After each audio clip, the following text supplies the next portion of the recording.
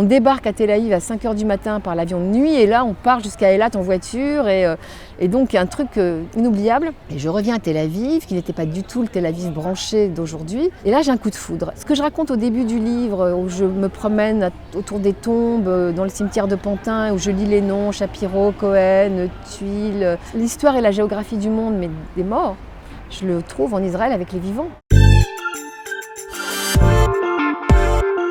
Michel Fitoussi, bonjour. Bonjour Cathy. On est ravis de vous accueillir. Dans les jardins du Lac de Netanya, vous avez présenté ce livre, La famille Pantin, publié aux éditions Stock.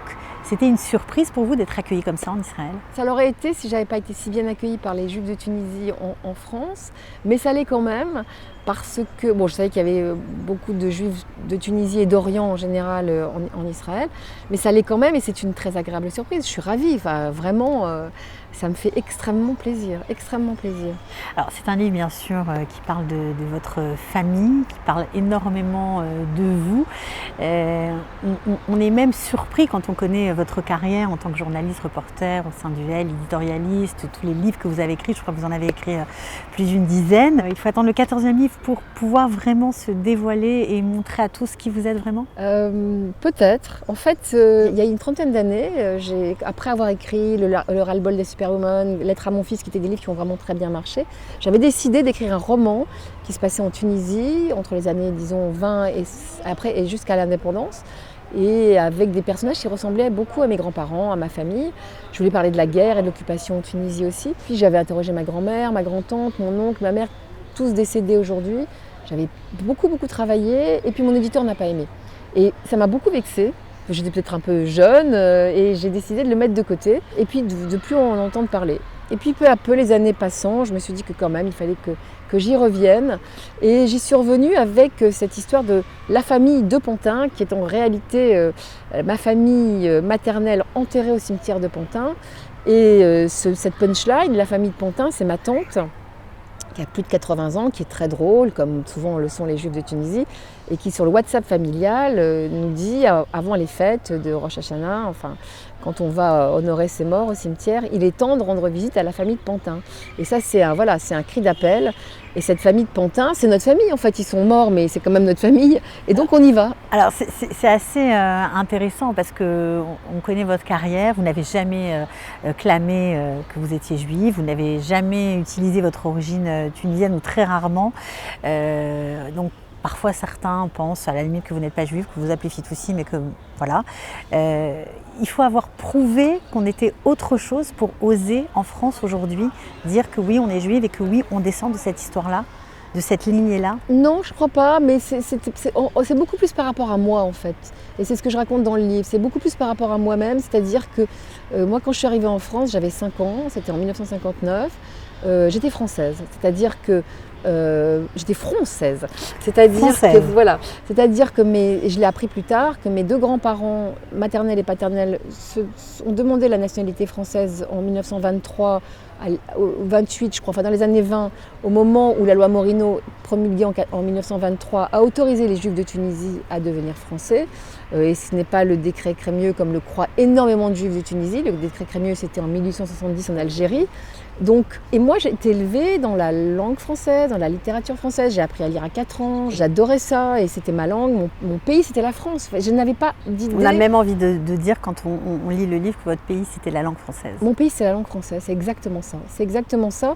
Et quand on me disait, t'es tunisienne, je disais, mais non, c'est pas vrai. Puis j'avais pas envie. Mais en même temps, j'aimais quand même les gens de ma famille, de ma tribu. J'aimais cette façon de parler avec les mains, j'aimais cet humour, j'aimais tout ça. Et puis je prenais mes distances, j'étais assez snob. Donc j'étais toujours dedans, dehors, mais je suis toujours dedans, dehors, même quand je vais en Tunisie. C'est-à-dire, c'est mon pays, mais ça ne l'est pas. Je ne parle pas l'arabe, mais c'est quand même, je reconnais des odeurs, des saveurs. Donc c'est compliqué. Je suis aussi dedans, dehors avec le judaïsme. Parce que moi, je préfère parler de ma judéité, parce que je ne suis pas croyante, pas pratiquante, mais je suis quand même très, très émue par le judaïsme. Et puis je me sens profondément juive. Il y a une scène très belle où vous écrivez quand vous passez à Kippour sous le talit de votre papa pour la Birkat HaKohanim. Ça vous émeut Ça m'émeut terriblement parce que c'est mon appartenance. Et en même temps, je crois profondément que si l'origine est fixe, si l'origine, voilà, je suis née en Tunisie, de parents d'origine juive, naturalisés français, et je suis venue en France, et voilà, donc j'ai les 3 appartenances. C'est aussi un chemin. Je crois que l'identité, c'est un chemin qu'on se crée au fur et à mesure des années, de la vie. Voilà, moi, je vais avoir 69 ans. Peut-être que c'était le moment aujourd'hui de raconter toute cette histoire et de la raconter à mes enfants, dont le papa est catholique et français, à mon petit-fils, le fils de ma fille Léa, Abel, dont le papa est espagnol. Donc si vous voulez, ça fait beaucoup de mélange, mais je crois pas, je suis persuadée que quand on a beaucoup de socles, on doit les connaître tous parce que c'est une richesse. Et moi, je compare ça à des strates ou à un millefeuille où tout ce qu'on ajoute n'appauvrit pas, ça enrichit. Et c'est ça qui m'a poussée aussi à écrire ce livre.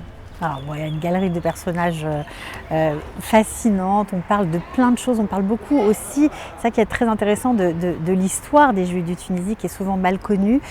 Cette année, on fête les 80 ans de la libération du joug nazi des Juifs de Tunisie, donc ça aussi c'est quelque chose qui a été vraiment oublié de l'histoire, on peut le dire parce que très peu de gens en parlent, et là vous racontez que vraiment il y a eu aussi des Juifs qui sont partis à Auschwitz de Tunis.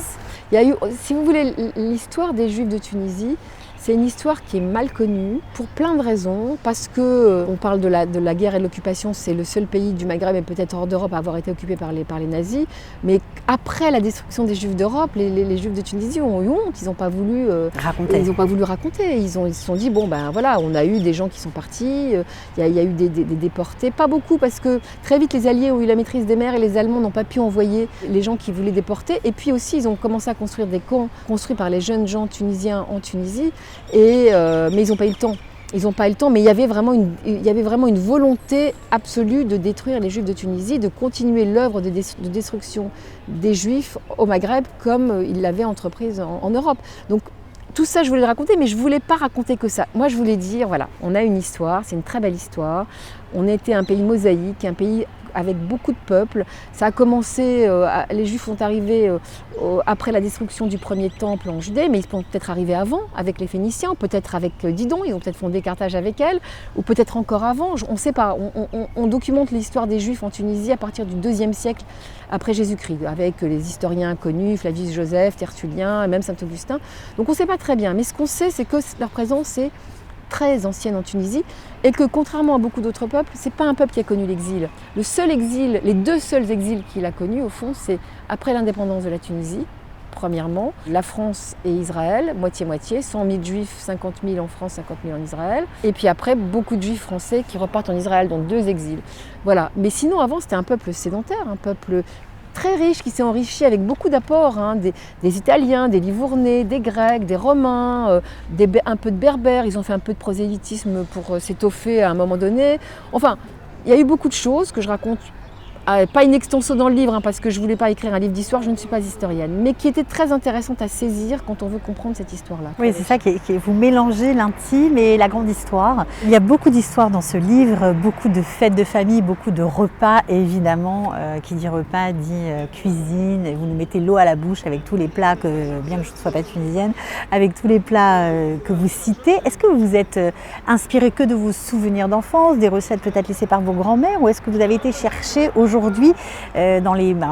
sur Instagram, dans les blogs, ce qui se fait? Non, pas du tout. C'est vraiment ma famille. Moi, j'avais comme en ligne de mire, voilà, je vais raconter les histoires de ma famille, ce dont je me souviens et ce dont je ne me souviens pas et ce dont ils se souviennent. Et je vais raconter la grande histoire. En revanche, en me documentant, en faisant des interviews, en faisant des recherches. Parce qu'il y a une infinité de Juifs de Tunisie, et c'est ce que je voulais aussi raconter dans le livre, c'est qu'on n'est pas un seul peuple, il y a une seule communauté, il y a plein de gens très différents. Mais je me suis fiée à mes souvenirs d'enfance, aux souvenirs de plats que faisait ma grand-mère, les boulettes de ma grand-mère qui étaient célèbres, elles étaient meilleures que celles de sa belle-sœur ou moins bonnes, etc. Il y avait une rivalité. Et puis de mes tantes, et puis de maman. Tout ça, c'est vraiment des vrais souvenirs. Et puis c'est vrai qu'il y a pas mal de Juifs de Tunisie, dont ma famille faisait partie, qui se sont déjudaïsés avec l'arrivée des Français, en s'émancipant, en allant à l'école, en s'éduquant, etc., en devenant européens, ils se sont déjudaïsés progressivement, tout en gardant un fond quand même de judaïsme. Mais le judaïsme tunisien passait beaucoup par la transmission de la nourriture, par les tables de fête, par le Shabbat, etc., par toutes les fêtes et les plats traditionnels. Par exemple, à Pessah, on mange le msoki qui est un plat composé de tous les légumes qu'on peut trouver à ce moment-là, les légumes de printemps, le renouveau.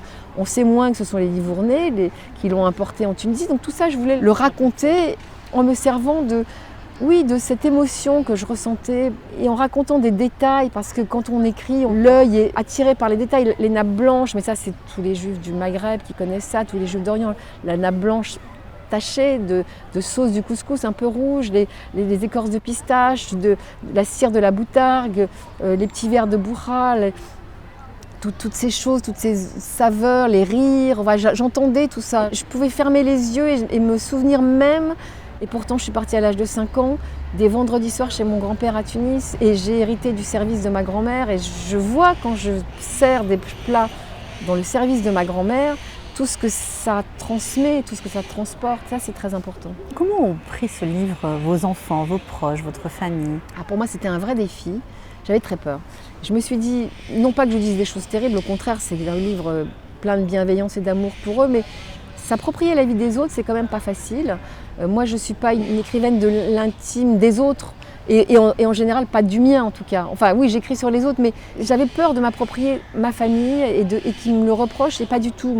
Ma sœur était bouleversée, mon père a été bouleversé aussi. Tous ceux qui l'ont lu ont été extrêmement heureux de ce livre. Et puis, mes cousins proches, mes cousins lointains, et puis tout d'un coup, de voir que Simon, Ninette, Albert, Sarah deviennent des personnages de romans, ça c'est très drôle. On me dit « Ah, tante Pim, elle est formidable, parle-nous de Sarah ». Mais oui, mais c'était ma grand-mère. Je ne m'attendais pas à ça, vraiment. C'est une surprise. Tout ce que m'apporte ce livre, c'est magnifique, quoi. Ce sont de vrais cadeaux, de vraies surprises, de vrais bonheurs. On peut dire que ce livre est votre quête identitaire ? Alors, c'est une quête identitaire reconstruite. C'est-à-dire que c'est la somme et l'aboutissement de tout ce à quoi j'ai pensé, de tout ce que j'ai vécu et de tout ce que j'ai voulu transcrire sur le papier. Je me suis aidée pour cela d'un voyage en Tunisie. Je me suis aidée d'une recherche généalogique, qui sont autant de fils rouges dans ce livre. J'ai fait de la reconstruction, de la déconstruction, puis de la reconstruction. Et au fond, de le coucher sur le papier, pour la première fois, ça m'a vraiment apaisée, je crois. Dans certaines interviews, vous avez dit que vous l'avez écrit pour vos enfants, mais en fait, c'était aussi pour vous. Oui, et je le dis d'ailleurs dans le livre, c'est d'abord moi que je cherche, quoi, bien sûr. Mes enfants, mon petit-fils, oui, bien sûr, mes 3 petits-enfants de Tel Aviv aussi, puisque j'en ai 3 ici. Oui, bien sûr, c'est pour moi d'abord. C'est vraiment ce fil rouge, c'est qui je suis, quid de ma francité, de ma tunisianité, de ma judéité, qu'est-ce que je peux y ajouter? Il y a beaucoup de choses. Oui, bien sûr, c'est pour moi. Voilà, alors vous parlez de beaucoup de choses dans le livre, notamment de votre coup de foudre pour Israël. Alors ça, c'est aussi surprenant pour ceux qui ont suivi votre carrière professionnelle de découvrir dans ce livre que vous avez connu Israël il y a à peine 10 ans. Oui, il y a 94 ans en réalité. En fait, c'est un rendez-vous manqué entre Israël et moi. C'est-à-dire que l'année où je vais partir en kibbutz avec mes 2 meilleures amies, dont l'une était juive et l'autre ne l'était pas, c'était juste après le bac en 72. Je n'ai pas la mention bien au bac, donc je veux absolument entrer à Sciences Po. Et il faut la mention bien ou passer un examen. Je suis obligée de bûcher. Premier rendez-vous manqué. Ensuite, la vie m'éloigne d'Israël pour plein de raisons. Mais c'est même pas mon mariage avec mon premier mari qui est français, qui lui est allé en Israël bien avant moi, avec des hommes politiques, puisqu'il est journaliste politique. Non, je sais pas, quelque chose, je sais pas, ça m'intéressait pas. C'était pas très, on va dire... C'était pas mon truc. C'était pas votre truc. Mais je n'étais ni pour ni contre. J'étais rien. Ça m'intéressait de loin, mais pas plus que ça. Puis avec mon compagnon actuel, avec qui je suis depuis que j'ai rencontré en 1994, le premier voyage qu'on fait, c'est Israël. Lui, il connaît très bien. Il est ashkénaze, il y va depuis qu'il est enfant. Et donc, il m'emmène dans une espèce de road trip. On débarque à Tel Aviv à 5h du matin par l'avion de nuit. Et là, on part jusqu'à Eilat en voiture. Et donc, un truc inoubliable. Et je reviens à Tel Aviv, qui n'était pas du tout le Tel Aviv branché d'aujourd'hui. Et là, j'ai un coup de foudre. Et ce que je raconte au début du livre, où je me promène autour des tombes, dans le cimetière de Pantin, où je lis les noms, Shapiro, Cohen, Thuil, Tanuji, Douyeb, etc., Rothenberg. Bon. L'histoire et la géographie du monde, mais des morts, je le trouve en Israël avec les vivants. C'est-à-dire, pour moi, c'est le pays de l'histoire et de la géographie des Juifs, mais du monde, quoi. Parce que les Juifs, c'est l'histoire et la géographie du monde. Et ça m'émeut terriblement, première chose. Deuxième chose, dans cette ville, dans ces deux villes, puisque je vais à Jérusalem, mais je dis, mais c'est ma famille. Mais il pourrait être mon cousin, il pourrait être mon grand-père, il pourrait être le frère de ma mère. Enfin, et là, je suis totalement surprise par ces visages qui sont tellement familiers. Je ne parle pas l'hébreu, mais je retrouve, il y a un peu de francophonie bien sûr, de français, d'anglais, de toutes les langues du monde, de cette tour de Babel. Et je retrouve aussi cet Orient que j'ai connu, dont j'ai quelques souvenirs, qui est au fond, finalement, que tous les Juifs d'Orient qui sont arrivés en Israël, il y en avait quand même beaucoup, plus de 500 000, ont transporté avec eux. Donc il y a une espèce de mélange, de mosaïque, de tchakchouka, et ça ressemble à la Tunisie probablement, et c'est ça qui m'attire aussi. Donc tout ça fait que oui, je tombe amoureuse de ce pays.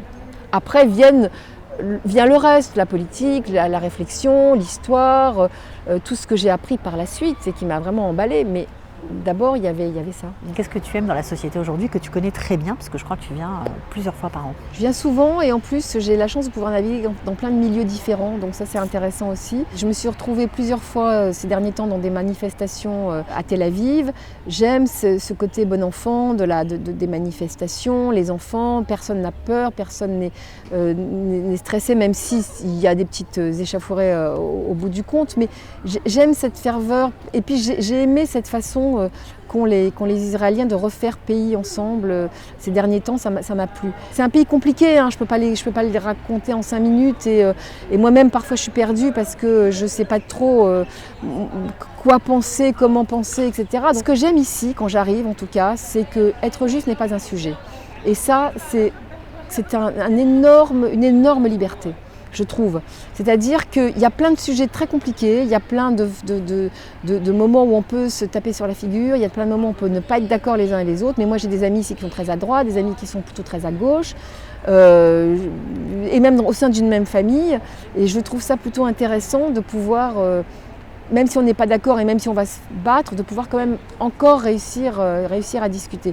Donc j'aime beaucoup ça, mais peut-être que je suis naïve et peut-être que si j'habitais vraiment ici, que si j'étais israélienne au jour le jour, ça serait quand même différent. Et puis je reconnais aussi une chose, c'est que je suis une privilégiée, c'est-à-dire que j'arrive ici 4 fois par an, je vais voir mes petits-enfants, j'ai pas de problème financier, j'ai pas besoin de gagner ma vie ici, donc je n'ai pas la vie au quotidien difficile, rude, qu'ont beaucoup d'Israéliens que je reconnais et que je connais. Donc c'est vrai que je ne peux parler que de là où je suis et de ce que je peux voir. Bon, voilà, j'aime ce pays avec ses défauts, ses qualités, qu'est-ce que je peux dire de plus?